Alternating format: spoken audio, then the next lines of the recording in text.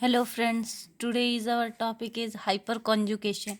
Hyperconjugation organic chemistry का एक important topic है.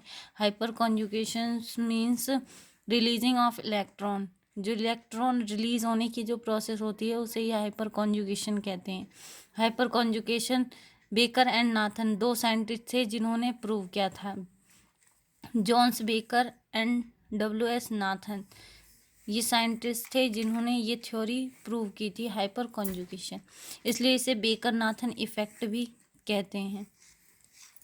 Next, in inductive effect the electron release through plus I effect by alkyl group.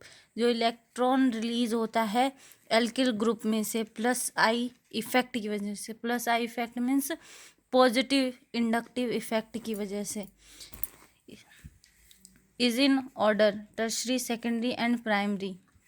वो इस order में होता है tertiary secondary and primary. Tertiary जिसमें 3 एल्किल ग्रुप प्रेजेंट होते हैं. Alkyl group means methyl ethyl propyl ETC. Secondary means 2 alkyl group present होंगे and primary means 1 alkyl group present. Tertiary में 3 एल्किल ग्रुप प्रेजेंट होते हैं. सेकेंडरी में 2 alkyl group present होते हैं एंड प्राइमरी में 1 एल्किल ग्रुप प्रेजेंट होता है. But in this order is reversed.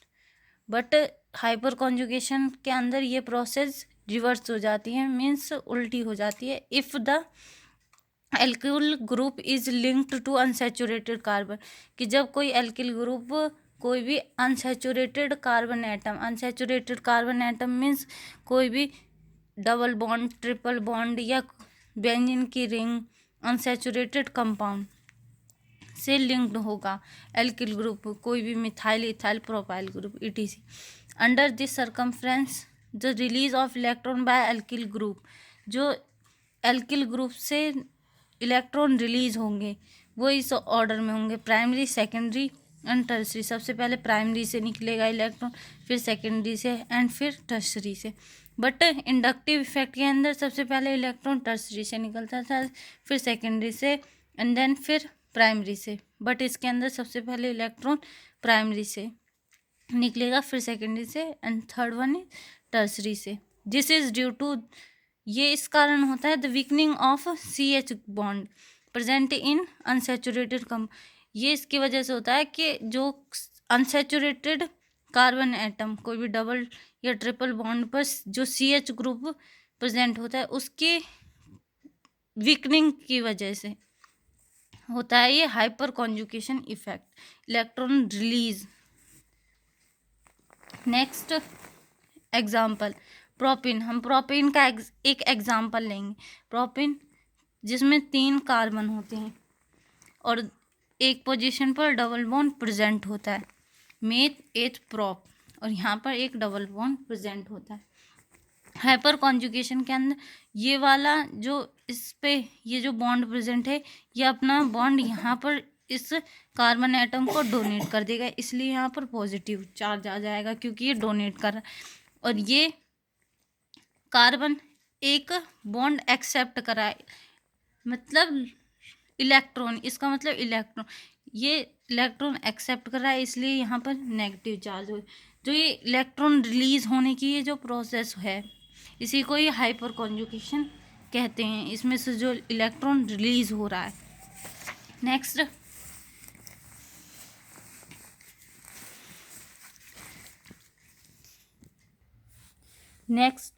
Definition the mechanism of electron release is known as hyper conjugation.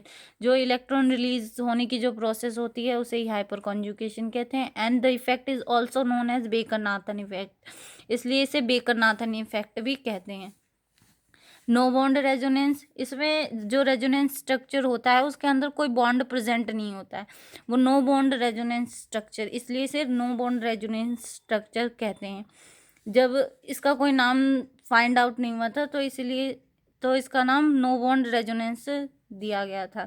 Next इसे सिग्मा पाई कॉन्जुगेशन, इसे सिग्मा पाई कॉन्जुगेशन भी कहते हैं. नेक्स्ट, ये कोई भी एल्किल ग्रुप मिथाइल इथाइल कोई भी, ये मिथाइल का है, यहाँ पर 3 अल्फा हाइड्रोजन एटम प्रेजेंट है. नेक्स्ट, ये इसमें सबसे पहले इलेक्ट्रॉन निकल जाएगा. नेक्स्ट, प्राइमरी, यहाँ पर एक एल्किल ग्रुप प्रेजेंट है, यहाँ पर 2 अल्फा हाइड्रोजन प्रेजेंट है, इसलिए इसमें से सेकंड पोजीशन पे। थर्ड वन इज CH3, यहाँ पर 2 एल्किल ग्रुप प्रेजेंट है, 2 मिथाइल ग्रुप प्रेजेंट है, और यहाँ पर एक अल्फा हाइड्रोजन प्रेजेंट है। तो इस पे सेकंड नंबर पे, सेकंड पोजीशन पे इस पे, सॉरी थर्ड पोजीशन पे इस पे इलेक्ट्रॉन निकलेगा। फोर्थ पोजीशन में इसमें से यहाँ पर कोई भी जीरो अल्फा हाइड्रोजन प्रेजेंट है, इसलिए यहाँ रेयर केस में इलेक्ट्रॉन रिलीज होगा। Next, effect of hyper conjugation का इफेक्ट क्या क्या होता है और कहाँ कहाँ पर इसका इफेक्ट होता है। First one is stability of alkene की स्टेबिलिटी, स्थिरता, उस पर the greater number of alkyl group attach to double bond carbon atom the more stable is alkene. जहाँ पर एल्किल ग्रुप के साथ डबल बॉन्ड प्रेजेंट होगा, ज़्यादा नंबर पर एल्किल ग्रुप प्रेजेंट होंगे डबल बॉन्ड कार्बन के साथ में, वो मोर स्टेबल, मतलब वो सबसे ज़्यादा स्टेबल होगा। एग्जाम्पल, यहाँ ये कोई भी एल्किल ग्रुप है, यहाँ पर डबल बॉन्ड के साथ कोई भी एल्किल ग्रुप प्रेजेंट नहीं है। सेकंड, यहाँ पर ये प्राइमरी, यहाँ पर एक, यहाँ पर 2, यहाँ पर 3, मीन्स इंक्रीजिंग ऑर्डर के अंदर सबसे पहले इससे ये कम स्टेबल, ये इससे ज़्यादा स्टेबल, ये ज़्यादा स्टेबल होगा, सबसे ज़्यादा स्टेबल ये वाला होगा। Next, propene is more stable than ethene. Propene ज़्यादा स्टेबल होता है इन कंपैरिजन टू इथीन। इसका reason why, propene 3 alpha CH sigma bond are present in pi bond के साथ 3 अल्फा CH 3 प्रेजेंट होंगे, 1 2 3, ये 3 प्रेजेंट है इसके साथ में, इसलिए ये ज़्यादा स्टेबल होगा इन कंपैरिजन टू इथीन। और इसका एक और रीज़न है कि ये 3 नो बॉन्ड रेजोनेटिंग स्ट्रक्चर बनाता है प्रोपीन, और जबकि इथीन एक भी नहीं बनाता है, इसकी कोई रेजोनेटिंग फॉर्म नहीं होती है, और प्रोपीन की 3 नो बॉन्ड रेजोनेटिंग फॉर्म होती है।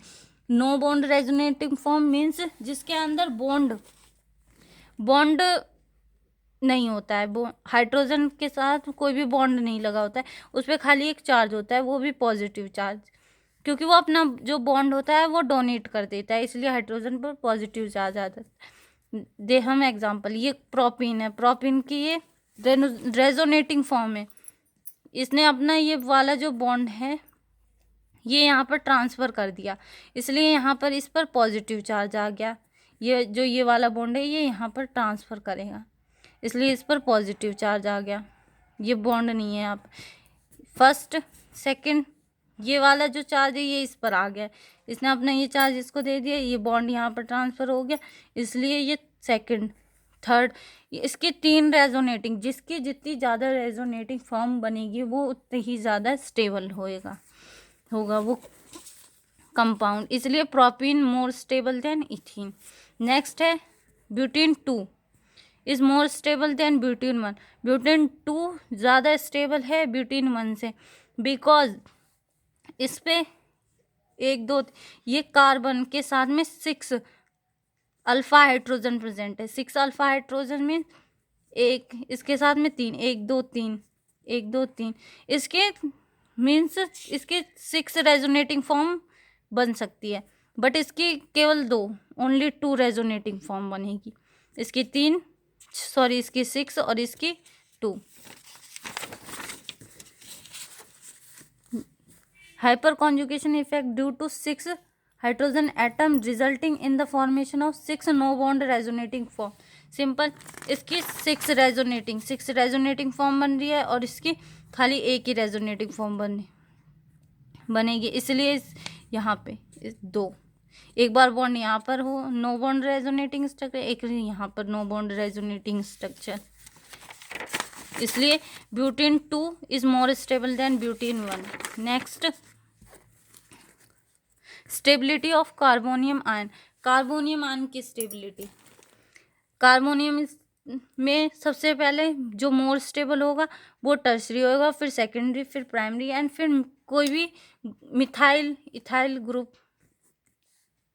सबसे ज़्यादा स्टेबल है। The stability of carbonium ion is in order. Tertiary 3 alkyl group, secondary 2 alkyl group and primary 1 alkyl group. Methyl group पर कोई भी एल्किल ग्रुप प्रेजेंट नहीं होता है। इसके पास जो ये है टर्शरी 3 एल्किल ग्रुप प्रेजेंट है और 9 अल्फा, क्यों यहाँ पर CH3, यहाँ पर भी CH3, यहाँ पर भी CH3, 3 3 6 एंड 3 9 3 मतलब 9 अल्फा प्रेजेंट होंगे। 9 अल्फा हाइड्रोजन एटम, यहाँ पर 6 प्रेजेंट होंगे। 2 एल्किल ग्रुप है, यहाँ पर 1 है 3, और यहाँ पर एक भी एल्किल ग्रुप प्रेजेंट नहीं है, इसलिए यहाँ पर 0, ये मिथाइल ग्रुप है। Next, the greater the number of bond resonating structure of carbonium ion greater the stability. Means जितनी ज़्यादा उसकी बॉन्ड रेजोनेटिंग, बॉन्ड मीन्स जो हाइड्रोजन के साथ बॉन्ड जितने ज़्यादा प्रेजेंट होंगे वो उतना ही ज़्यादा स्टेबल होएगा। एग्जाम्पल, ये कोई भी इथाइल ग्रुप, इथाइल है, इथाइल कंपाउंड है, इस इथाइल, यहाँ पर ethyl carbonium ion, ethyl carbonium ion, इसने ये अपना ये बॉन्ड यहाँ पर ट्रांसफर कर, ये इसकी रेजोनेटिंग फॉर्म है, सिंपल फॉर्म रेजोनेटिंग फॉर्म। इसने अपना ये वाला यहाँ पर ये 2 बॉन्ड, यहाँ पर बॉन्ड नहीं है, यहाँ पर बॉन्ड प्रेजेंट है, मीन्स यहाँ पर 2, जितनी ज़्यादा बॉन्ड इसकी 3 bond resonating structure, netting structure, इसकी 3 बॉन्ड रेजोनेटिंग स्ट्रक्चर प्रेजेंट है, जिसके अंदर जितने ज़्यादा बॉन्ड प्रेजेंट होंगे वो उतना ही ज़्यादा स्टेबल होगा। Next, stability of organic free radical. Free radical जो कोई भी free radical compound, free radical means जिस इलेक्ट्रॉन्स डॉटेड के फॉर्म में आ जाते हैं उसके अंदर। Tertiary, secondary and primary methyl group सबसे ज़्यादा स्टेबल होगा, टर्शरी, फिर सेकेंडरी, देन प्राइमरी और फिर कोई भी मिथाइल ग्रुप। टर्शरी में 3 आ गए, ये सबसे ज़्यादा स्टेबल होगा, देन सेकेंडरी, फिर primary and methyl group. Migration of sigma electron takes place due to the hyper conjugation. Sigma electron का माइग्रेशन मीन्स यहाँ पर मीन्स बार बार चेंज, उसकी पोजीशन चेंज हो जाना। माइग्रेशन का मीन्स एक स्थान को छोड़ के दूसरे स्थान पर चले जाना। The greater the number of no bond resonating structure of an organic free radical the greater the stability. Same, जिसकी नो बॉन्ड रेजोनेटिंग स्ट्रक्चर जितनी ज़्यादा होगी वो कंपाउंड उतना ही ज़्यादा स्टेबल होगा। Example, ethyl free radical. Ethyl free radical के अंदर सबसे ज़्यादा नो बॉन्ड रेजोनेटिंग स्ट्रक्चर बनेगी। नेक्स्ट एग्जाम्पल हो गया प्रोपिन का। प्रोपिन के अंदर प्रोपिल फ्री रेडिकल, उसके अंदर सबसे ज़्यादा नो बॉन्ड रेजोनेटिंग स्ट्रक्चर बनेगी, इसलिए वो ज़्यादा स्टेबल होगा। Thank you for watching this video. Please like, share and subscribe.